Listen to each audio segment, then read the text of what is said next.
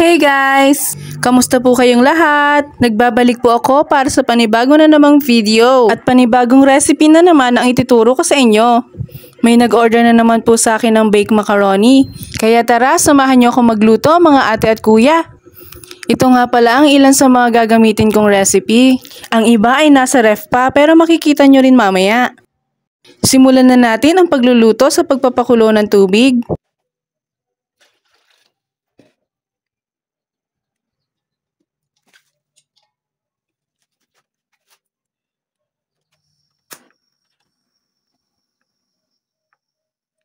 Pagkatapos nating mabuksan ng kalan ay takpan muna natin ito para mas mabilis kumulo. Fiesta elbow macaroni nga pala ang madalas kong gamit. At dalawang 400 grams ang lulutuin natin ngayon. At habang hinihintay natin na kumulo ang paglalagaan ng elbow macaroni, isabay na natin ang paghihiwa nitong bawang, sibuyas at bell pepper. Nox, multitasking! Hiwain lang natin ito ng maliliit. Abracadabra, mahiwa ka!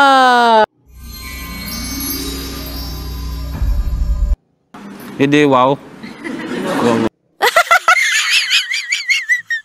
Puro kalokohan nasa isip ko, ayan tuloy may nakalimutan ako. Isa-set aside ko muna itong mga hiniwa ko. Hihiwain ko nga din pala yung mga hotdog. At siya nga pala, bago ko makalimutan, ang recipe po pala na ito ay nakuha ko lang sa YouTube. Sa YouTube channel na Kuya Ferns Cooking. Diyan po ako natuto kung paano magluto ng baked macaroni. In-adjust ko na lang yung mga ingredients base sa panlasa na gusto ko. Sinimulan ko na hiwain itong hotdog. Tender juicy nga pala ang lagi kong gamit. 5 piraso lang ang gagamitin natin ngayon. Hihiwa-hiwain lang natin ito ng pahilis. Medyo kapalan na din natin ang paghiwa. Katulad ng ganyan. Marami po ang nagsasabi sa akin bakit ang lalaki ng hiwa ko sa hotdog at ang lagi ko lang sinasagot sa kanila. Hindi po kasi ito pang spaghetti, pang baked macaroni po ito. Ganyan din po kasi kalalaki ang hiwa sa napanood kong video. Kaya ayun, ginaya ko na lang din. Pero nasa sa inyo din po yun kung gusto nyo pang hiwain ito ng mas maliliit. Hindi ko po kayo pipigilan kung saan po kayo masaya. Total ay magigiling din naman po ito sa loob ng ating tiyan. Basta mag-iingat na lang po tayo sa paghihiwa para hindi tayo nasusugatan. Binalikan ko na nga pala ang pinapakulo kong tubig. Heto at kumukulo na siya.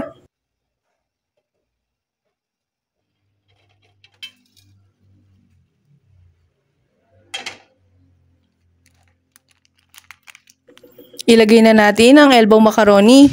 Hindi ko na nga pala nilagyan ng mantika at asin ang tubig. Sa palagay ko kasi ay hindi na rin naman kailangan. Maiintindihan nyo mamaya kung bakit. Basta habang pinapakulaan ito, ay maagap din tayo sa paghahalo. Para naman hindi ito magdikit-dikit. Pakuluan lang natin ang macaroni hanggang sa ito ay maluto na. Discarte tip mga ate at kuya. Mas maganda po na hindi masyadong luto ang macaroni. Kailangan yung medyo matagas pa ng kaunti. Katulad ng kanin na kulang sa inin. At habang hinihintay natin na lumambot ang macaroni, gadgarin na natin itong cheese. Ang gamit ko ay dalawang 160 grams na Magnolia Queso. Mas gusto ko ito kaysa sa ibang brand. Hindi kasi ito malambot at hindi rin mahirap gadgarin. Kapag ibang brand ng cheese ang gamit ko, kailangan ko pang i-ref at patigasin. Mabuti na lang at nakahanap din ako ng cheese na madaling kausapin. Hindi ko na kailangang i-ref. Madali pang gadgarin. Pagkatapos natin gadgarin ng cheese ay itabi muna natin ito. Saka natin i-check itong niluluto nating macaroni. Mayat maya dapat ang halo para hindi sila magdikit-dikit. At kapag naluto na ay simulan na natin ang pagluluto ng sauce. Maglagay ng katamtamang dami ng mantika.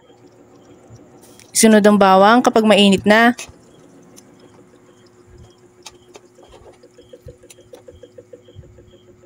Sunod ang sibuyas.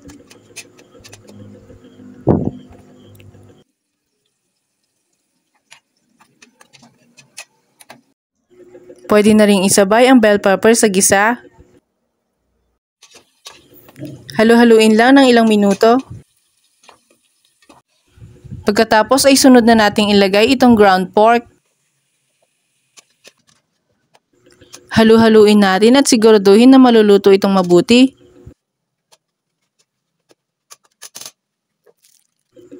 Kapag naluto na ay pwede na natin lagyan itong Knorr pork cubes. Huwag din natin kakalimutan itong paminta. Halo-haluin lang natin para mag-incorporate ang mga inalagay nating pampalasa.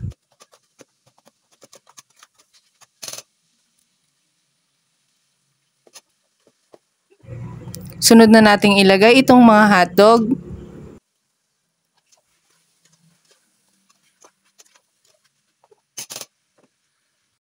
At habang hinihintay ko nga na maluto ang hotdog, ay isinabay ko na rin itong pagdadrain ng macaroni. Balik ulit tayo dito sa pagluluto ng sauce.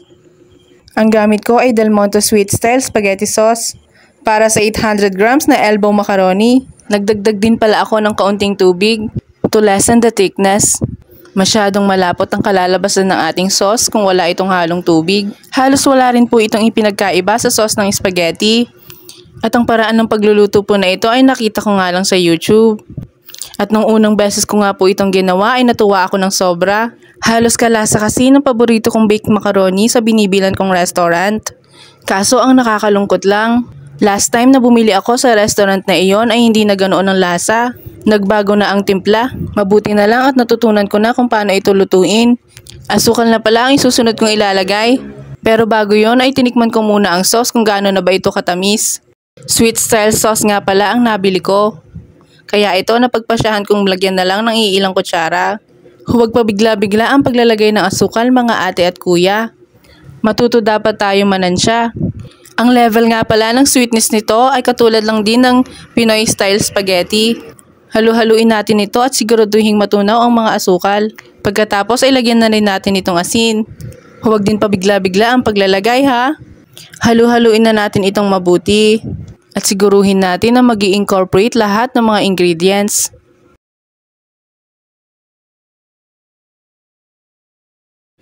Kapag ayos na ang timpla, pwede na tayo maglagay nitong cheese. Pwede na ang isang sandok na cheese para pandagdag sa linamnam ng sauce. Halu-haluin lang ulit natin. Huwag nating kakalimutan na i-check palagi ang lasa ng ating ginagawang sauce para agad nating malalaman kung ano ang kulang at kung ano ang sobra.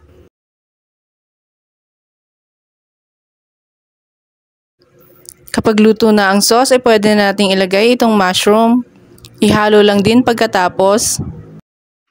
Hayan, luto na ang ating sauce. Pwede na natin itong ihalo sa macaroni.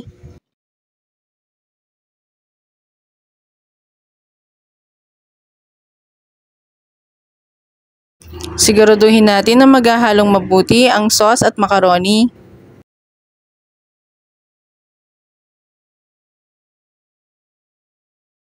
Pagkatapos natin paghaluin ang sauce at ang macaroni, ilagay na natin ito sa baking tray.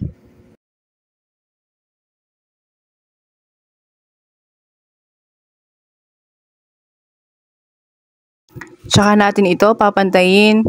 Siguruhin din natin na maglagay ng space para sa white sauce.